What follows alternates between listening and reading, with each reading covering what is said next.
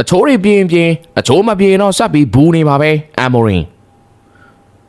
အမ်မိုရင်ကိုရင်သုံးပြောချင်တာကလက်ရှိတာဝန်တွေခဲ့တာကမန်ယူဆိုတဲ့ကမ္ဘာအကောင်းဆုံးကလပ်တင်းတစ်သင်းဆိုတာလုံးဝမေ့ထားလို့မရဘူးဆိုတာပါပဲ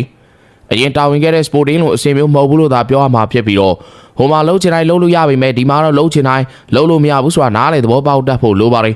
ကနန်းတွေလို့ဖေးဆောင်သွားတာလောက်ပဲတက်ပြီးတော့တဲမမှတ်သွားဖို့အစင်မပြေဘူးဆိုရင်မကြခင်မန်ယူဆိုတဲ့ကမ္ဘာအကောင်းဆုံးကလပ်တင်းကြီးကနေအမ်မိုရင်တယောက်လစ်သွားပါလိမ့်မယ်နောက်တစ်ခုသိထားဖို့လိုတာကမန်ယူစပိုတင်းလို့ပေါ်တူဂီလိုလီမျိုးမှာတာမန်နီးပြတွေသာရှိတဲ့လီလိုမျိုးကစားနေတဲ့အသင်းမျိုးမဟုတ်ပဲမန်ယူသင်းရှိတဲ့နေရာပရီးမီးယားလိလိုနေရာမျိုးမှာဆိုတာအမ်မိုရီတယောက်သိထားဖို့လိုပါလိမ့်မယ်အပိုစကားမဆိုပဲပြောရလို့ရှိရင်ခုနောက်ပိုင်းမန်ယူသင်းကိုရောက်လာခဲ့တဲ့နီးပြတိုင်းကအသင်းကိုပြုပြင်ပြောင်းလဲနိုင်စွမ်းမရှိကြပဲတပေါက်သမားတွေကပို့ပြီးတော့များနေခဲ့လို့ဆိုရမှာပါအဲ့ဒီတန်ရောက်လာတဲ့ home လို့ရှိသေးပေမဲ့နောက်ပိုင်းမှာတော့အဖျားရှူပြီးတော့ပြန်ထွက်သွားခဲ့ပါတယ်အခုအမ်မိုရင်ထပ်ပြီးတော့ရောက်လာတယ်သူကတော့ home လို့ဆိုတဲ့အခြေအနေကိုမပြပဲ